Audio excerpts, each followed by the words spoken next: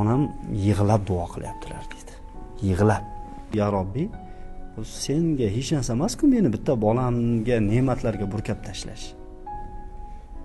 Yalinaman, yolvoraman, o'tinaman deb onam yig'lab duo qildilar dedi. Men ham dedi biroz to'lqinlandim, lekin baribir ana ishim yurishmaganligini nimasi miyamda turibdi, bordim, oshxonadan suvni olib ichdim, yotdim. Oradan qisqa fursat o'tgandan keyin ishlarim o'z-o'zidan yurishib ketdi dedi. Qisqa fursatda, nechadir kunmikan yoki qanchadir haftadan keyin ishlarim yurishni boshladi. Shu darajaga yetdiki, deyapti. Hozir ham bu Islom Jamol o'sha Microsoft, Apple va bir qancha Amazon, juda ko'p kompaniyalarda aksiyalarining egasi hisoblanadi, nechadir foizdan. Shu darajaga yetdiki, Wall Streetdagi eng katta ko'chmas mulklar meniki bo'ldi.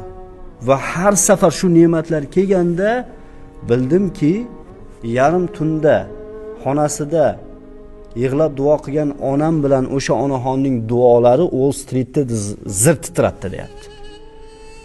Wall Street ko'chalarni titratib yubordi. Chunki u yerdagi eng katta ko'chmas mulklar meniki hozir, deyapti. Menga berdi yaratgan ekan shunday. Duoni olasiz.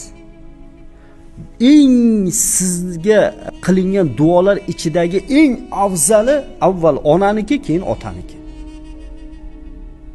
Eng afzali. Mana shu ota-onadan boshqadan duo olish kerakdir, lekin men aytamanki, ota-onasi tirik odam boshqadan duo olish shart emas.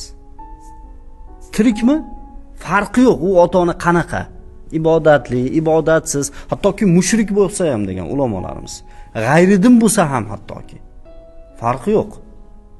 Qiziq emas. Ularga yaxshilik qilinadi.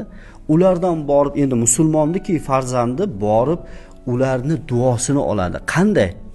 Ona, ota bir haqqimga duo qiling deyilmaydi. Avval ularni xursand qiladigan ishlar qilinadi. Ularga uf deyilmaydi. Ish buyurganda ularni norozi qilinmaydi. Ularning kayfiyati buziladigan darajadagi gap aytilmaydi, ovoz balandlatib ko'tarilmaydi.